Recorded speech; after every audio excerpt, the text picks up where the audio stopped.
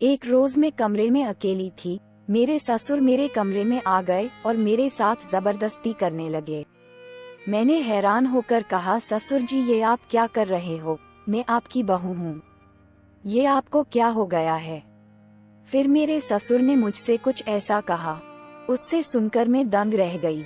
वो बोले, मैं वही कर रहा हूँ जो मुझे बहुत पहले कर लेना चाहिए थे, लेकिन तुम्हारी सास के घर पर रहने से ऐसा मौका कभी नहीं मिला सका।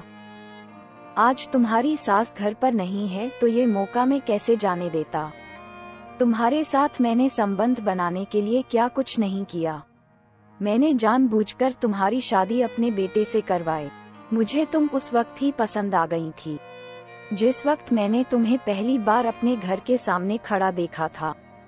तभी से मैं तुम्हारे रिश्ते के लिए पीछे पड़ गया और तुम्हारे घर वाले इतने गरीब थे कि मुझ जैसे अमीर खानदान में शादी करने के लिए बहुत आसानी से मान गए। और मैंने अंधे होने का नाटक किया ताकि मैं भविष्य में तुम्हारे साथ संबंध बना सकूं। और जब तुम ये बात सुबह किसी को बताओ तो तुम्हारी बात पर कोई भरोसा नहीं करे और मैं मजे से तुम्हारे साथ गलत करता रहूं। तुम्हारे साथ संबंध बनाने के लिए मैंने अपने बेटे से शादी का प्लान किया था। इतना कहकर ससुर जी ने मेरी इज्जत को तार तार कर दिया। जब रात को मेरे पति राहुल घर पर आए तो मैंने हिम्मत करके सारी सच्चाई उन्हें बताई, लेकिन उन्होंने मेरी बात पर यकीन नहीं किया और उल्टा मुझे ही डांटने लगे और 2-3 थप्पड़ भी लगा दिए। मेरे ससुर जी मुझसे रोज ही अलग अलग तरीके से संबंध बनाने लगे और ये सब दिन ब दिन बढ़ता गया। लेकिन कहते हैं ना कि रात जितनी काली होती है, सवेरा उतना ही नजदीक होता है। कुछ दिन बाद मेरे ससुर के अलावा घर पर कोई नहीं था।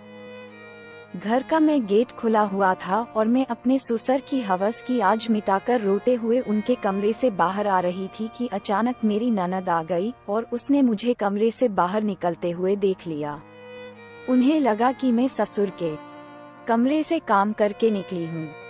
मेरी नंद सीधा अपने पिताजी के कमरे में चली गई, लेकिन मेरे नंदोई मुझे देखकर वहीं रुक गए। मेरे जिस्म पर चोट के निशान देखकर वो मुझसे पूछने लगे, खुशी ये तुम्हारे शरीर पर चोट के निशान कैसे? मैंने रोते हुए अपने नंदोई को सब कुछ सच सच बता दिया।